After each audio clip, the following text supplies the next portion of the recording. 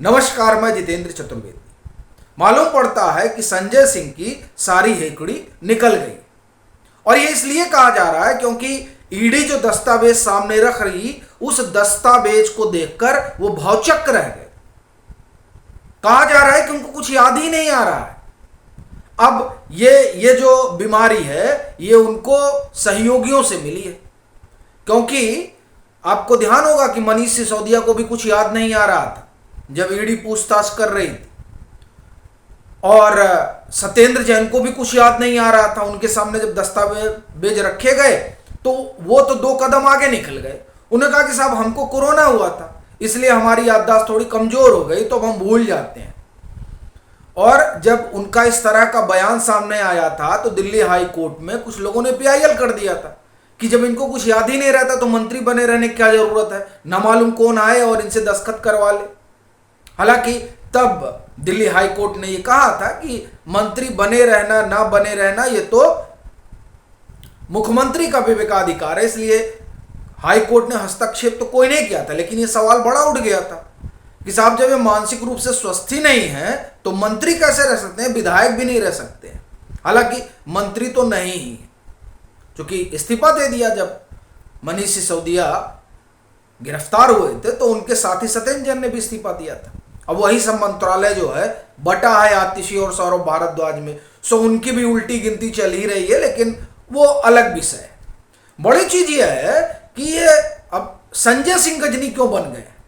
ये तो बड़ा उछल उछल के कह रहे थे कि ईडी हमको लेकर चले, अब ईडी लेकर गई और कागज रख दी, तो अब इनको कुछ ध्यान ही नहीं आ रहा है। और उस ध्यान न आने का कारण है क्योंकि उसमें पूरे घालमेल का किस्सा है।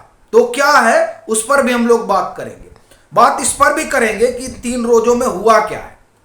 बात इस पर भी करेंगे कि संजय सिंह रोने क्यों लगे, और इस पर भी चर्चा होगी कि अरविंद केजरीवाल की धड़कन क्यों बढ़ी हुई है।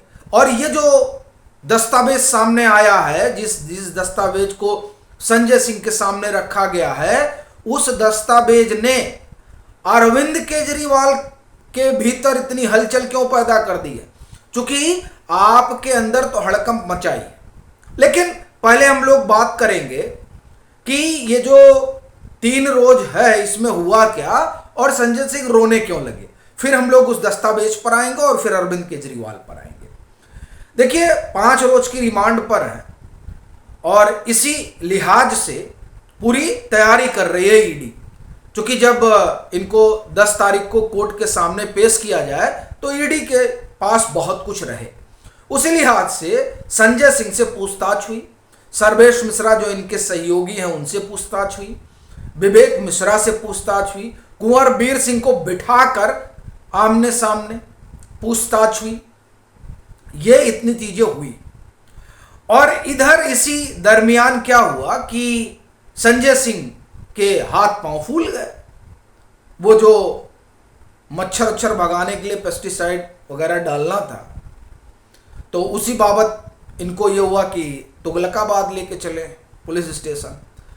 अब सारी इनकी जो बहादुरी थी वो जो है 2 मिनट में खिसक गई और गीला पीला हो गया सब कि अब ले जाएंगे और कूटे उटेंगे, चूंकि इसी शंका से ग्रसित हैं संजय सिंह। आपको ध्यान होगा इन्होंने प्रेस कॉन्फ्रेंस की थी और बताया था कि ये जिन लोगों को गिरफ्तार किया ईडी ने उनके कान की चदरे वदरे फाड़ दे रहे हैं, कूट कूट के उनको डरा धमका रहे हैं।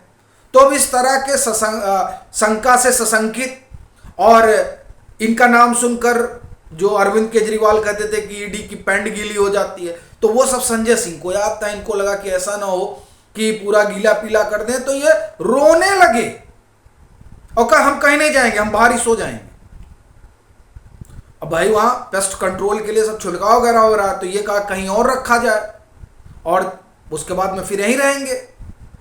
कहा मैं कहीं जाऊंगा नहीं, मैं नीचे सो जाऊंगा, मैं ही बाहर रह जाऊंगा। और फिर भाग गए राउज एवेन्यू कोर्ट।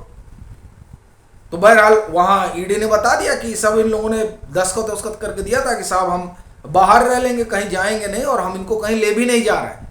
अपना कहना यह है कि आप देखिए कि जो आम आदमी पार्टी और जो संजय सिंह इतना उछल उछल कर लंबी लंबी फेंक रहे थे और बता रहे थे कि हमको लेकर जाए, हम तो पूरा अडानी का कागज ही लेकर जाएंगे। अब कौन सा कागज लेकर गए हैं ये तो मालूम नहीं, लेकिन ईडी ने जो कागज रखा है उसके बाद से साफ सदमे में चले गए। क्या है उस कागज में? वो कागज बता रहा है कि दिनेश अरोड़ा, अमित अरोड़ा, जी हां वही अमित अरोड़ा जिन्होंने, ये ईडी का आरोप है कि करोड़ों रुपए मनीष सिसोदिया को दिए थे अपने लिए पॉलिसी में फेर बदल करने के लिए, वही अमित अरोड़ा और संजय सिंह, यानी दोनों अरोड़ा, दिनेश और अमित और संजय सिंह के बीच एक अंडरस्टैंडिंग होती है।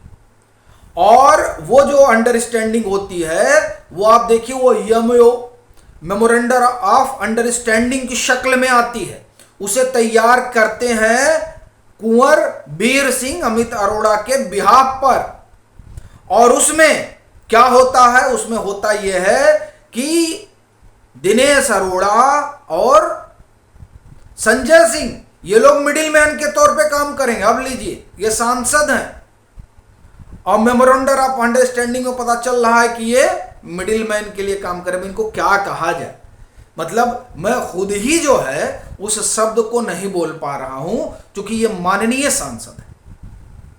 और आप देखिए कि इन लोगों ने जिस जिस पद पर बैठे हुए हैं उसकी कोई गरिमा भी इन लोगों ने नहीं बनाए रखी। कायदे से तो सभापति महोदय को चाहिए राज्यसभा के कि इन लोगों को बर्खास्त कर दें, हटा दें, इनकी सदस्यता वही खत्म कर दें क्योंकि उनके पास इस तरीके के अधिकार हैं।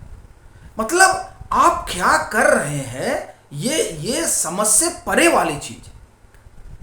कई चीजें संजय सिंह को लेकर कही जाती रही, उनके अपने उनका जो अपना निजी जीवन है उसको लेकर, लेकिन मुझे लगा कि नहीं, इस सब पर कभी चर्चा नहीं की जानी चाहिए।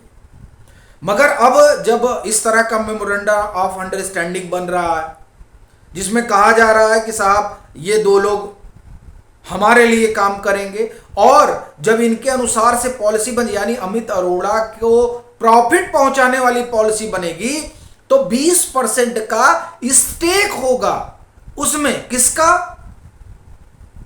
संजय सिंह का। लेकिन उनके नाम पे नहीं हो, ये इनके जो सहयोगी वगैरह हैं उनके नाम पर होगा। यह भी बात निकलकर सामने आई कि ये जो विवेक त्यागी नाम का शख्स है जिसका अपना पृष्ठभूमि कभी व्यापार का नहीं रहा है, वो शख्स अगर कुछ करता रहा तो संजय सिंह का अपना जो कामकाज है, आम आदमी पार्टी का जो कामकाज है, और वो जो है वो बिजनेस पार्टनर बन जाता है।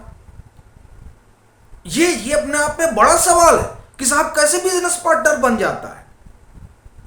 जाहिर सी बात है बिजनेस पार्टनर वो नहीं बनता है, वो तो सिर्फ मुखावटा है। असली वो है जिसके लिए वो काम कर रहे हैं। अब ये तमाम दस्तावेज, ये मेमोरेंडम ऑफ अंडरस्टैंडिंग जो कुछ बयान कर रहा है, और फिर उधर कुंवर बीर सिंह, अब आप सोचिए क्या हालत हुई होगी।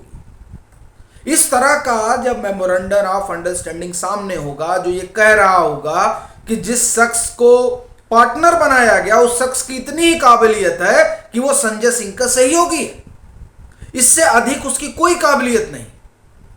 और फिर ये बात जब सामने रखी गई कि साहब आपने कहा काम करा देंगे तो 20% की आपकी हिस्सेदारी होगी, ये तमाम चीजें ये बताती हैं कि ये जो आम आदमी पार्टी की सरकार है उसने दिल्ली की आवाम को ठगा है, धोखा दिया है। किसके नाम पर? ईमानदारी के नाम पर। भ्रष्टाचार विरोधी लहर पर सवार होकर अरविंद केजरीवाल सत्ता में आए थे शराब बेचने के लिए। यह सवाल उठ रहा है। अश्वनी उपाध्याय जो एक समय में आम आदमी पार्टी से जुड़े हुए थे, उन्होंने बहुत समय रहते इस पार्टी को तिलांजलि दी, अभी वो भाजपा से जुड़े हुए हैं। उन्होंने बड़ा सवाल उठाया कि अरविंद केजरीवाल तो आए थे इस बात के लिए कि राजनीति बदलेंगे, तो दिल्ली में 300 दारू की दुकानें थी, उनको तो यह कोशिश करनी चाहिए थी कि 250 हो जाए, और वो तो 900 करने पर तुल गए। ये जो सवाल है, ये सवाल बताता है कि अरविंद केजरीवाल कहां खड़े हैं। और इसीलिए ये जो मेमोरेंडम ऑफ अंडरस्टैंडिंग है, ये बताता है कि आम आदमी पार्टी की सरकार और अरविंद केजरीवाल और संजय सिंह किस हद तक भ्रष्टाचार के दलदल में आकंठ डूबे हुए। क्योंकि ये जो आरोप है, ये आरोप बहुत गंभीर है। अब यह हो सकता है कि देखिए क्या है ना कि मीडिया कुछ करती है तो आजकल पेट में दर्द सबको होने लगता है। इनको भी हुआ था, आपको ध्यान होगा, अभिषेक मनु सिंह भी सुप्रीम कोर्ट में बोलने लगे थे। लेकिन अगर उधर वाले दरबारी मीडिया पर कुछ कह दीजिए तो कहेंगे प्रेस की आजादी पर हमला है। बहरहाल मैं उस पर नहीं जा रहा हूं। अपना इतना भर कहना है कि ये जो मेमोरेंडम ऑफ अंडरस्टैंडिंग है, ये काफी है अरविंद केजरीवाल और संजय सिंह का चरित्र चित्रण करने के लिए। बाकी आपकी अपनी क्या राय है जरूर साझा करें। मतांतर से नहीं जुड़े हैं तो जुड़े, वीडियो को लाइक करें और खूब शेयर करें।